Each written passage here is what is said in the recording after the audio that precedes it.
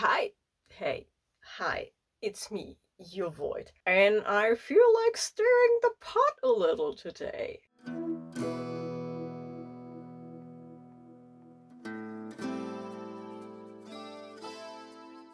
I recently had too much time to think about very bad takes. I may or may not have been scrolling through TikTok while doing so, and I thought to myself, I have a lot of opinions, and I think I have a lot of very unpopular opinions when it comes to books and the book space in general. So I thought to myself, why not make a video about it? Because I like to yap. So let's yap. Disclaimer.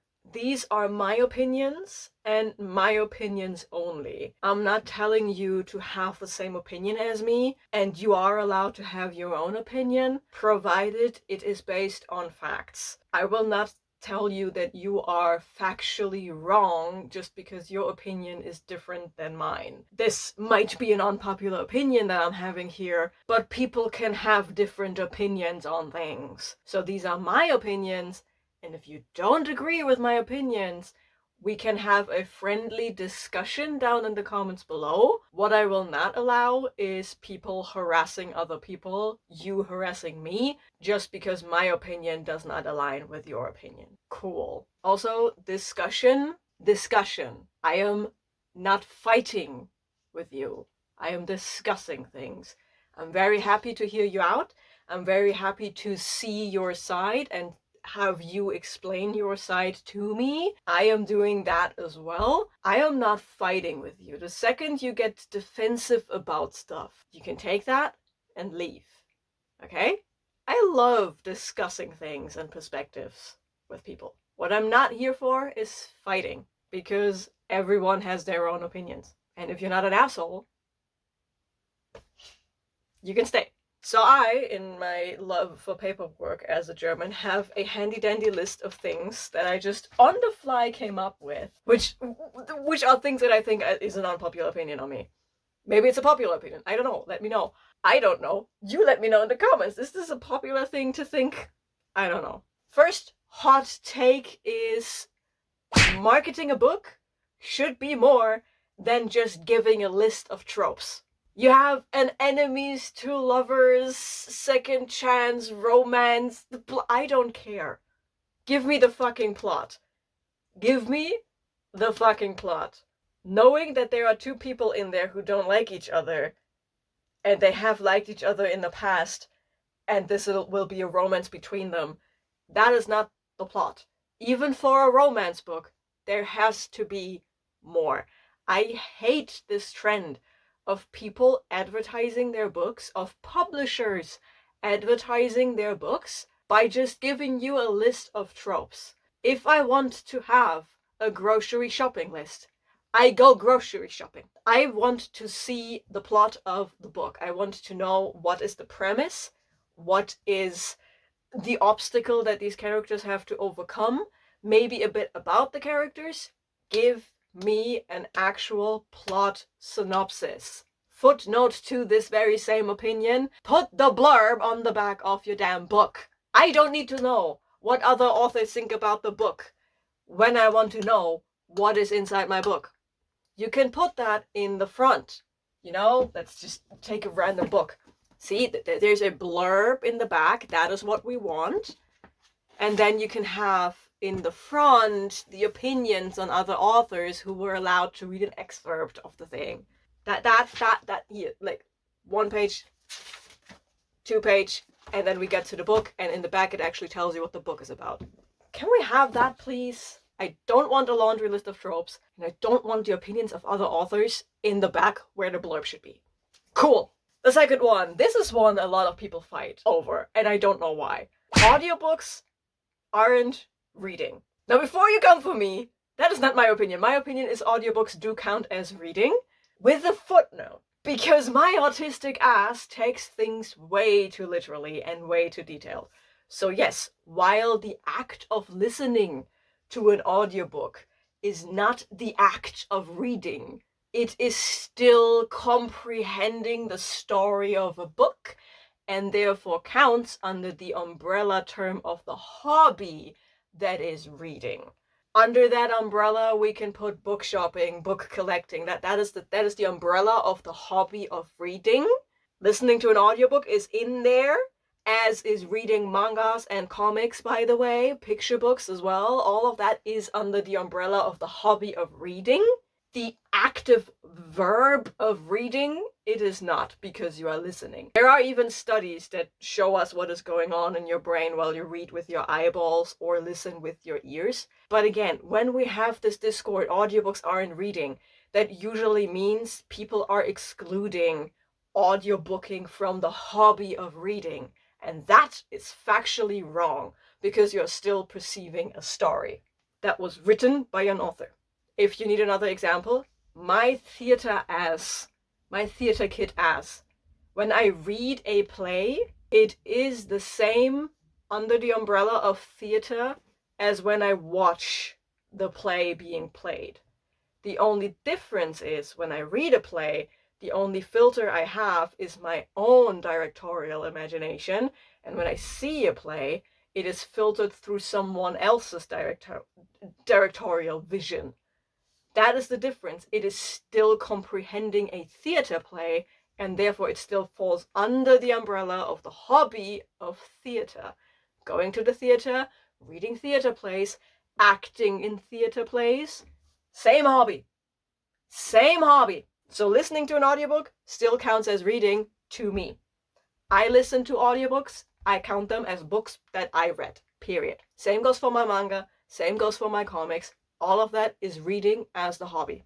And if you think it doesn't count, well, tell me why. Give me your explanation other than what I just said.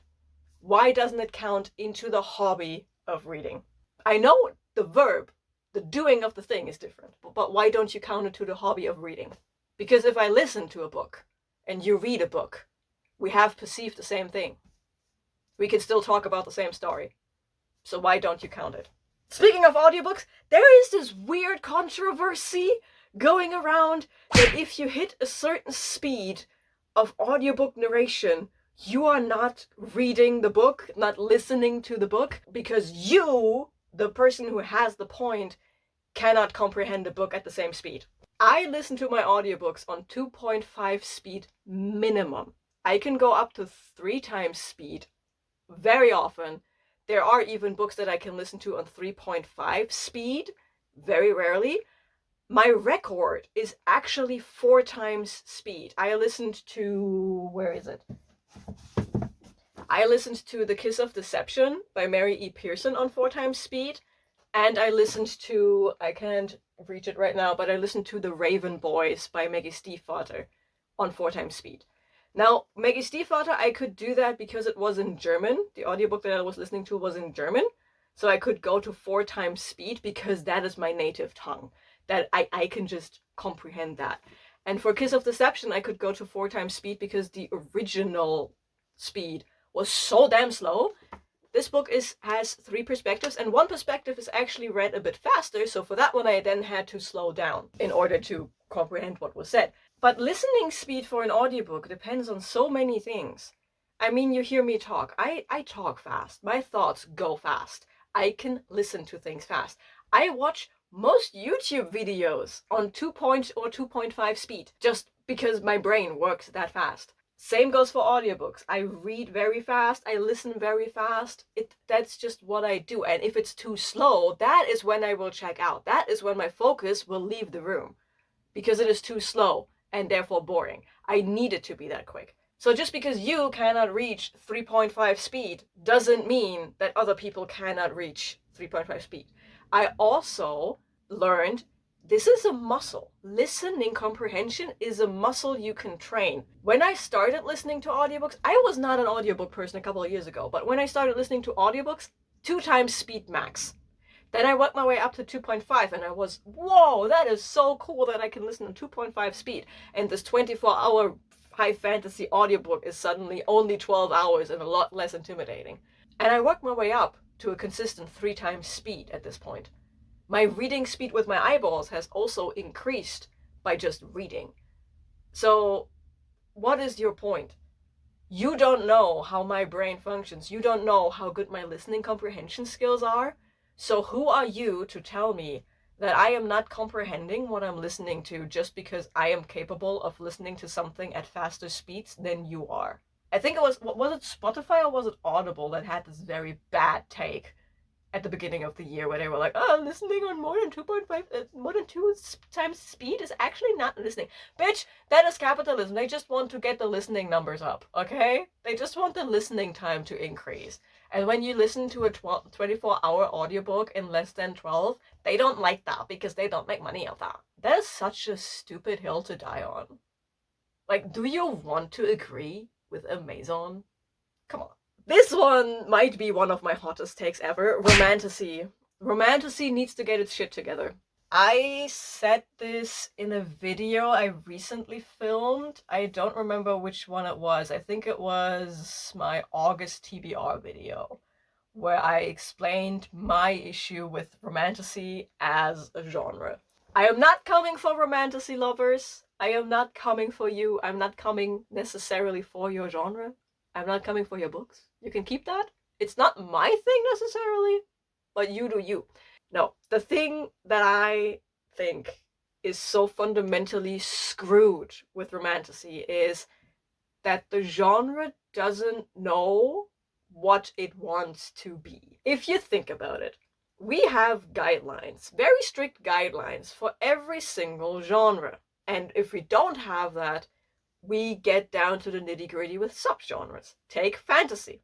A fantastical book, you can usually expect some sort of magic, something that is not necessarily related to our world. If you want fantasy elements with magic and our world, you go for urban fantasy, which usually also takes place in a city because of the word urban. High fantasy, we know, okay, that is where elves, dwarves, gnomes, orcs, dragons come in.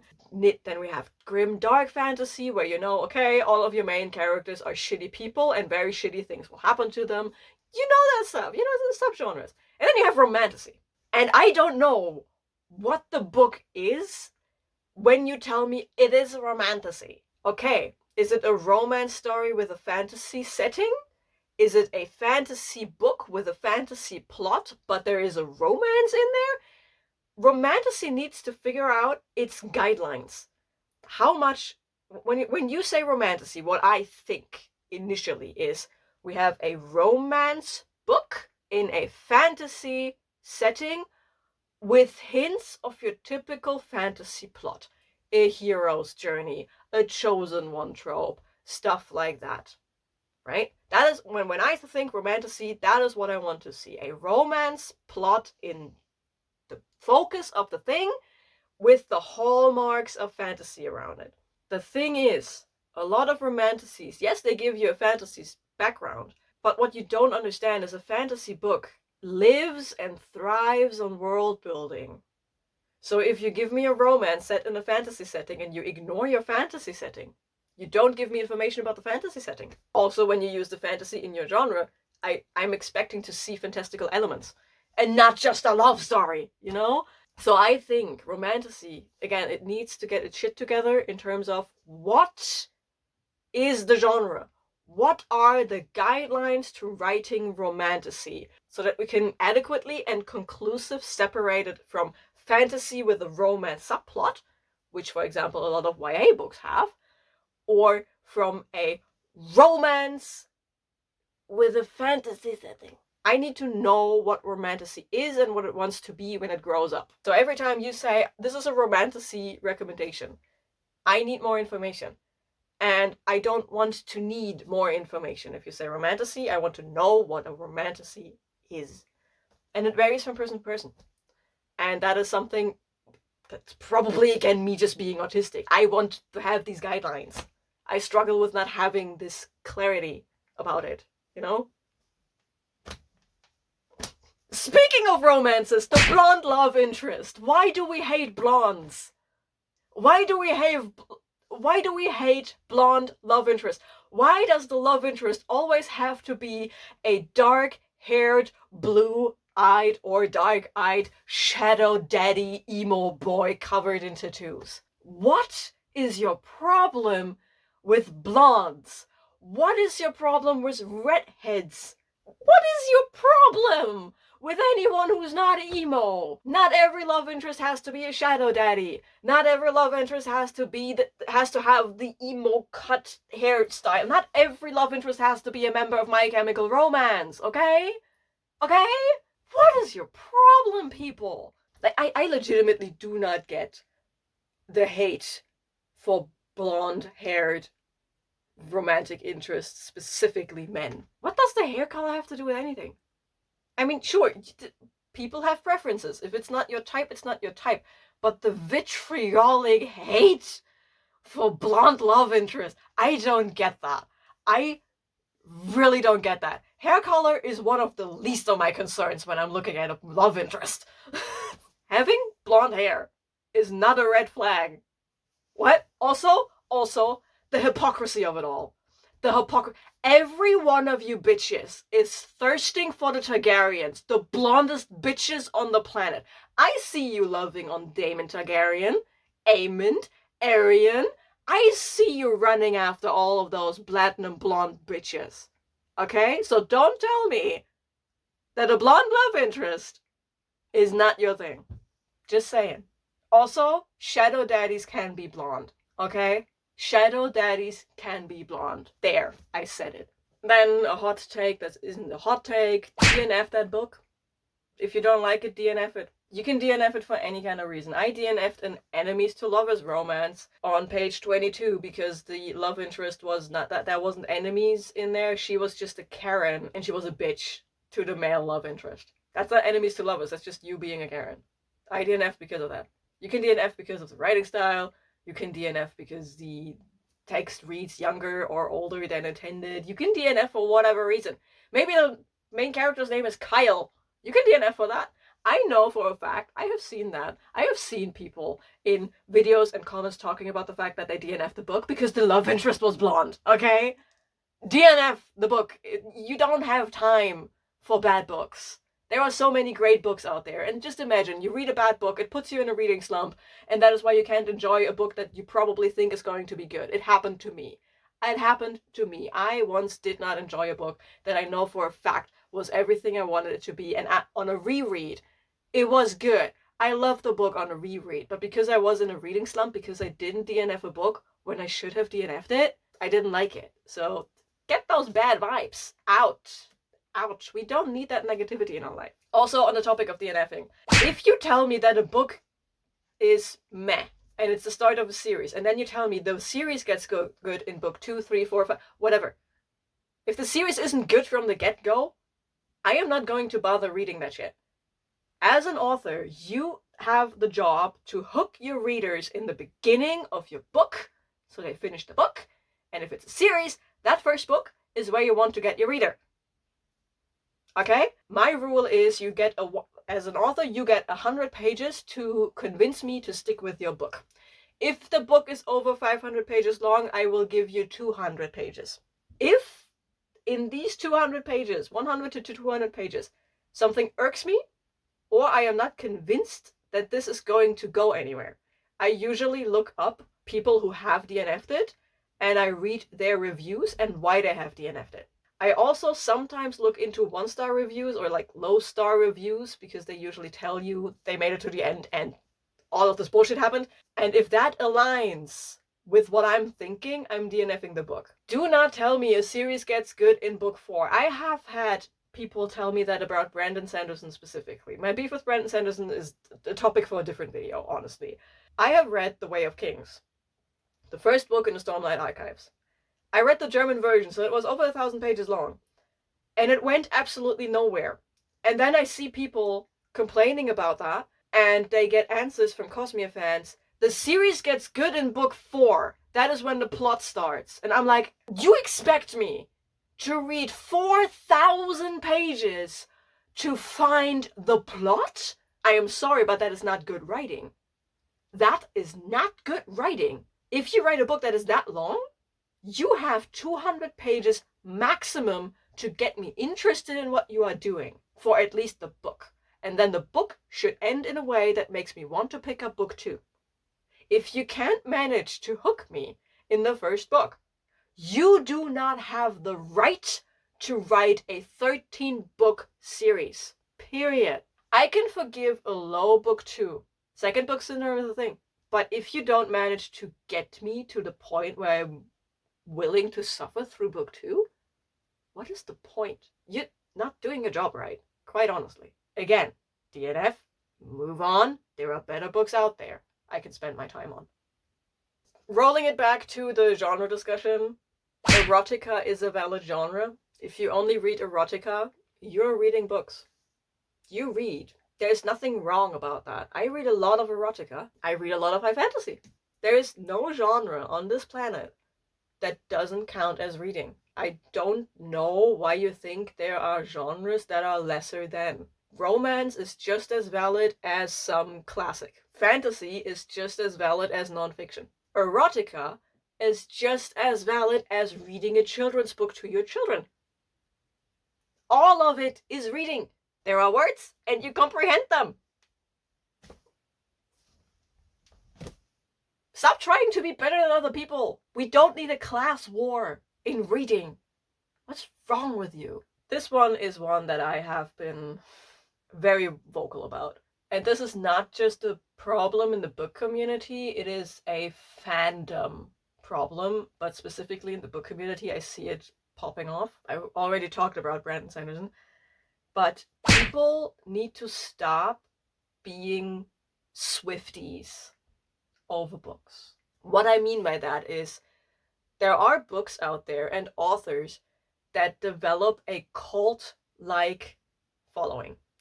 Brandon Sanderson is the biggest example of that. Dungeon Crawler Carl and Fourth Wing are some examples of book series that get that, where the fandom puts the book on a pedestal, and if you dare say anything negative about it, you are hounded. People start witch hunts to get your ass. It is ridiculous. Like I said in the beginning of this video, people are allowed to have different opinions. If Brandon Sanderson is your literary god, good on you. But don't come to my house as a missionary and tell me I will end up in hell just because I don't like his books. Okay? I have read Mistborn, and I didn't like it. I read The Way of Kings. I didn't like it. So I know for myself that I don't like Brandon Sanderson. And what makes me hate him, not him as a person, but his author persona, is his fandom. Because everyone is like, that is the best shit ever written since the Bible. And I'm like, no. No, it's not. His books are long-winded, very slow, and his magic systems, yes, they are clever, but they are so complicated. The Way of Kings has a giant-ass glossary in the back to explain the magic system. Mistborn has a website to explain it to you. You need to go to university and get a bachelor's degree, specifically in Brandon Sanderson's magic systems, in order to understand what this man has going on. And a personal pet peeve of mine, specifically with Brandon Sanderson, is that people will recommend Brandon Sanderson to people who just get into fantasy. Are you insane? Do you want people to not read fantasy books? You cannot sit someone down who has never read a fantasy book and tell them to read a Brandon Sanderson, a 900, 1,000 page chunker with a magic system you need to go to university for. That is how you alienate people from a genre, from a beautiful genre. Have them start slow. Introduce them to the concepts of fantasy. Don't give them the magnum opus of Brandon Sanderson to start with. Because even if it works out, even if you find someone who is new to fantasy and you give them this book and they love it, going from that, away from that, and finding something else is going to be very hard. I started reading with Twilight. Don't come for me. It's a hilarious story of how that happened.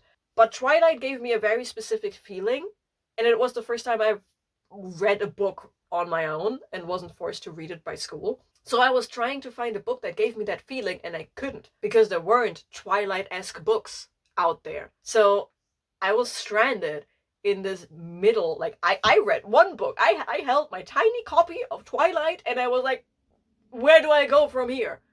Which led to a very, very interesting collection of vampire romances that were very much not age appropriate. Vampires! It's a whole different beast. But stop alienating people from the fantasy genre by saying you need to start with Brandon Sanderson. What the fuck? Then again, other people, other fandoms, book fandoms that happens to is Dungeon Crawler Carl right now. I read Dungeon Crawler Carl. I DNF'd at 63% because I was bored out of my mind. But DCC is currently getting this very toxic kind of fandom where if you say anything negative about it, people will hound you and like, yeah, you're dumb because you don't like it. Like, I am allowed to have another opinion, right? Fourth Wing is the same. That was just a mess. I never read Fourth Wing, but I heard enough stuff about the content of the book to know that I will not enjoy it. I will not enjoy reading Fourth Wing, so I'm not touching it because I know my reading taste. Doesn't mean you can come for me with a witch hunt and burn me at the stake for not liking your favorite book. There are plenty of people who don't like my favorite book. I'm not going after them with a pitchfork. One of my best friends doesn't like my favorite book. We're still friends, which leads very, very well into the next point I have. There is no universal book recommendation. Every time someone asks me for a book recommendation, I ask them in turn for context. I can randomly recommend you a book, but there is a high chance that you won't like it. I have to go off my opinion. Let's do an example. I can tell you to read The Undertaking of Heart and Mercy. You go and read The Undertaking of Heart and Mercy, you don't enjoy The Undertaking of Heart and Mercy. Now, why might that be? Well, I recommended you a fantasy Wild West rom-com, but all you read is thrillers and splatterpunk.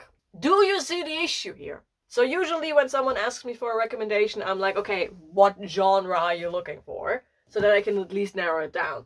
And then I usually like to follow that up with the question, okay, what vibe are you looking for? Because even if you say, hey, I need a fantasy book recommendation, well, not all fantasy is created equal. You say, I want a fantasy read. I could give you The Tainted Cup, which is a murder mystery you can solve alongside the characters. I could give you Ashes of the Sun, which is a sci-fantasy book about two people on different sides of a government dispute, basically. I could give you A Darker Shade of Magic, which is a completely different vibe to, let's say, I don't know, She Who Became the Sun. I wouldn't actually call She Who Became the Sun fantasy. You see the point that I'm making here? There is no universal book recommendation. So every time someone asks me for a book recommendation, I'm asking for a genre, I'm asking for a vibe. Ideally, you give me some books that you enjoyed and some books you didn't enjoy so I can narrow it down, you know? But there is no one fits all. There is no recommendation you can give someone that will always land with a person. And I need people to stop doing that. To stop pretending that that is something you can do. I see a lot of people, again, it's a lot with the people who are in these toxic fandoms. This author can't do wrong fandoms. Like, ask someone, hey, do you have a horror recommendation? You get the entire bibliography of Stephen King.